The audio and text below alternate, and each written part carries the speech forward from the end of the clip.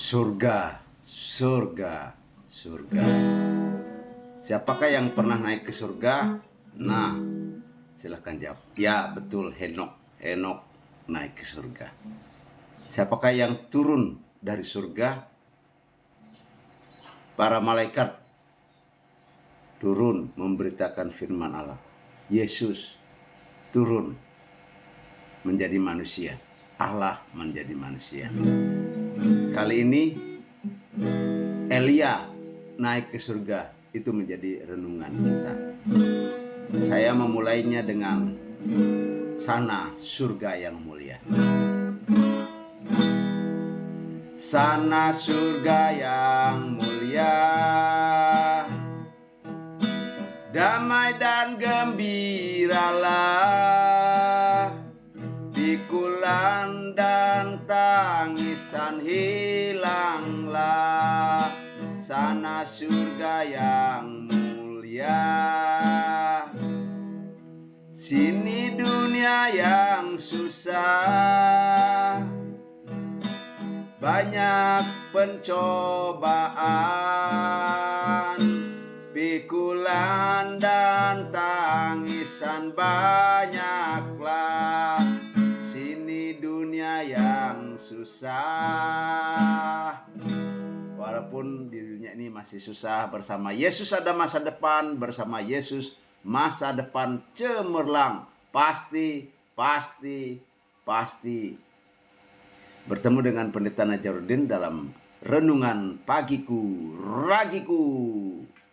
Saudaraku yang dikasihi dan diberkati oleh Tuhan, salam sejahtera untuk kita, salam. Dalam 2 Raja-Raja pasal 2 ayat 1 sampai ayat 12 atau ayat seterusnya, kita membaca tentang kisah ada seorang nabi yang diangkat,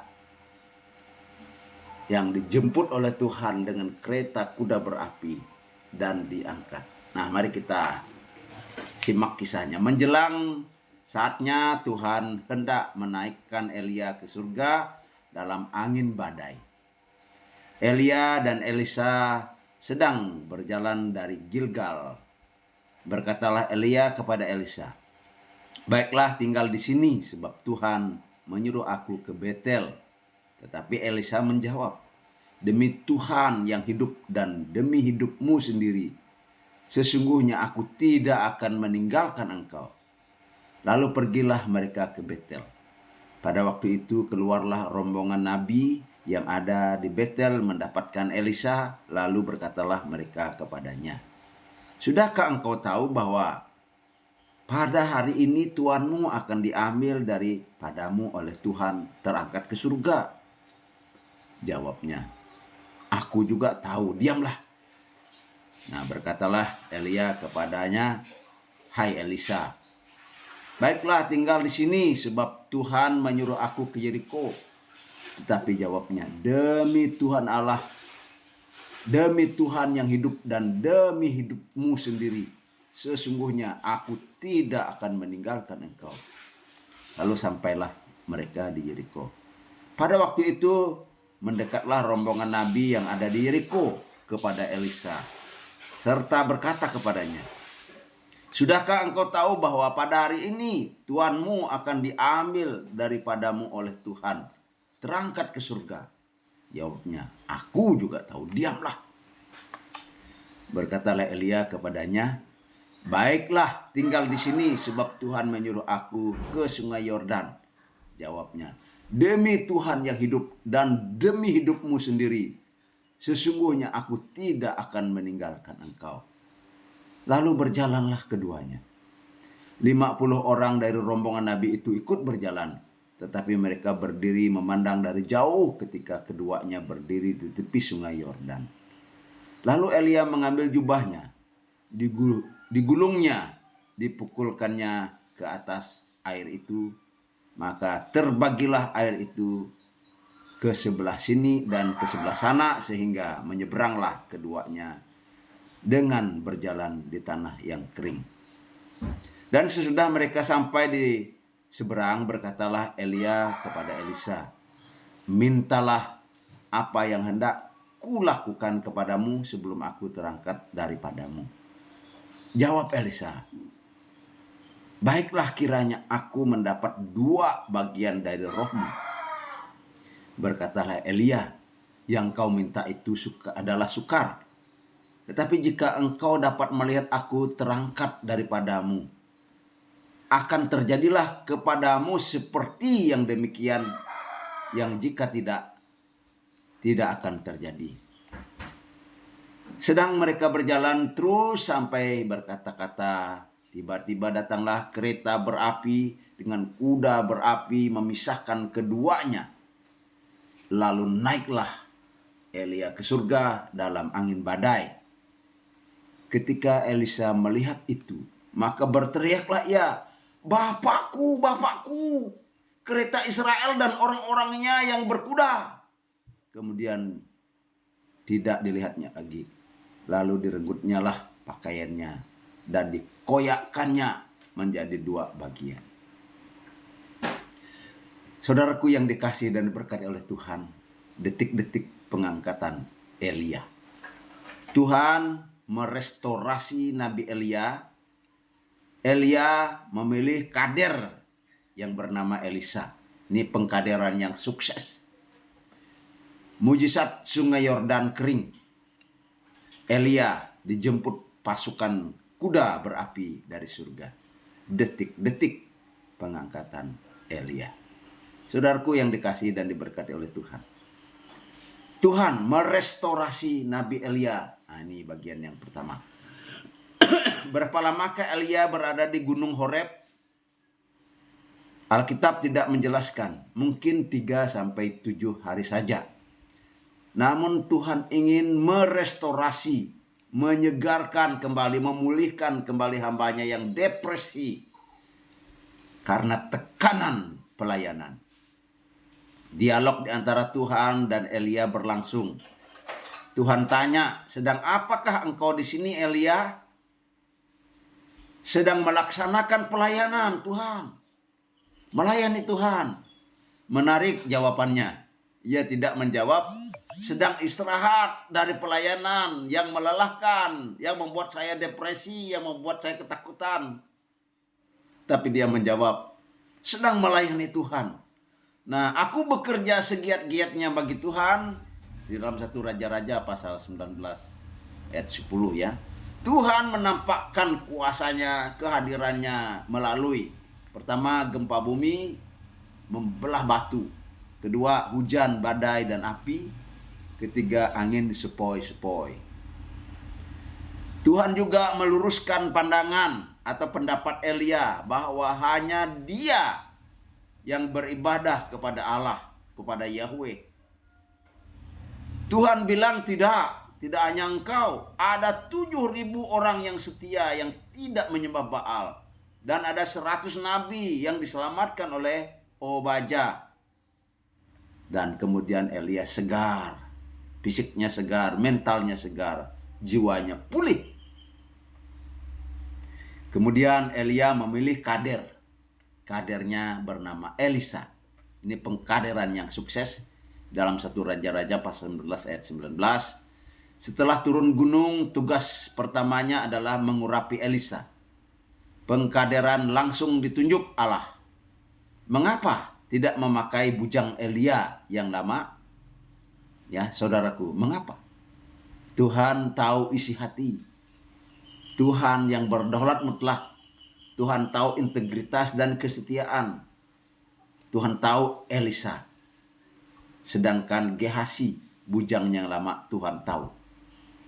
Kalau abdi Elia terdahulu setia, baik, maka ia akan ikut Nabi Elia dalam kesetiaan, baik susah ataupun senang.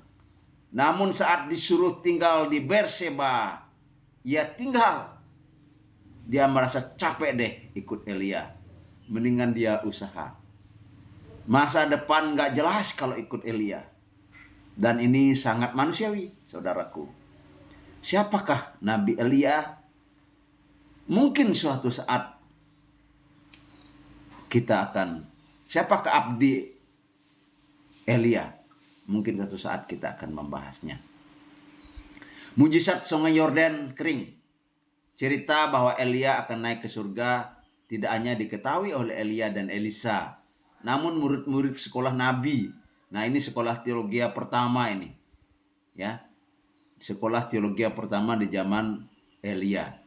Mungkin yang kelanjutan dari sekolah nabi-nabi atau sekolah teologi yang dibangun oleh Samuel tidak begitu jelas. Tetapi agak lebih jelas adalah di zaman Elia. Di daerah Yehuda.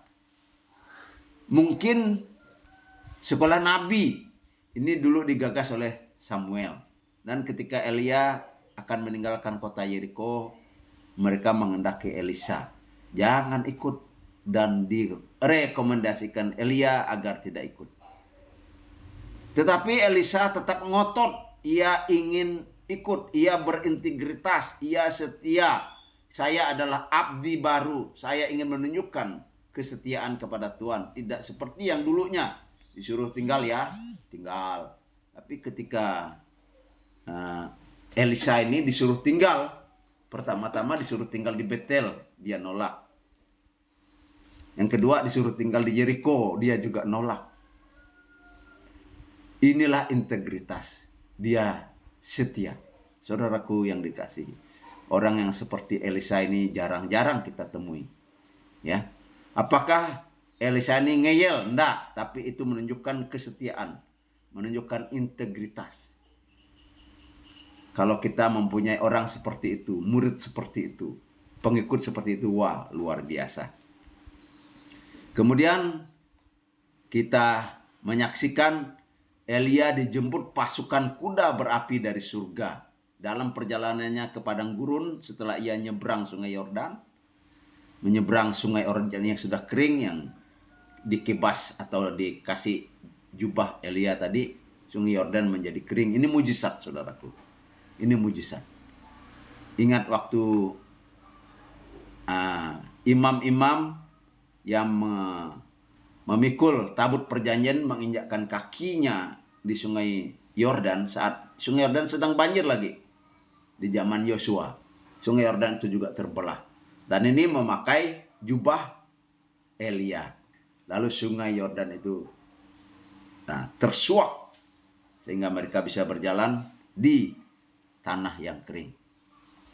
Saudaraku yang dikasihi dan diberkati. Nah, di luar dugaan permintaan itu, yaitu meminta 2 bagian dari roh Elia. Ini Elia bilang, mintalah. Lalu Elisa minta, saya minta 2 bagian daripada rohmu. Elia berkata, itu permintaan yang sulit. Syaratnya jika kamu dapat melihat kereta kuda yang menjemputku, Elisa akan mendapat 2 bagian itu. Nah, apa sesungguhnya 2 bagian roh Elia? Maaf, saya bukan ahli tafsir, bukan ahli teologi ya, untuk menjawab dengan memuaskan. Tetapi jika kita teliti dari kisah Elisa selanjutnya, bahwa Elisa melayani dengan 2 kali lebih efektif dari Elia. 2 kali lebih efektif dari Elia. Dan dia adalah nabi yang disenangi baik oleh raja, oleh rakyat, terutama oleh Tuhan. Sedangkan Elia itu nabi yang tidak disenangi oleh raja. Mengapa? Ya memang situasinya saat itu menyembah berhala. Dan Elia itu mengupas tentang dosa-dosa mereka. Maka terjadilah dengan tiba-tiba turun dari langit kereta kuda berapi memisahkan Elia dan Elisa. Dan Elisa berteriak, "Bapakku, bapakku." Kemudian jubah Elia ditinggalkannya. Dan jubah itu Elia pakai untuk melanjutkan pelayanan. Dan yang pertama adalah ia memakai jubah itu untuk menyeberang sungai Yordan. Jubah yang ditinggalkan adalah lambang jabatan nabi yang dialihkan dari zaman Elia ke zaman Musa.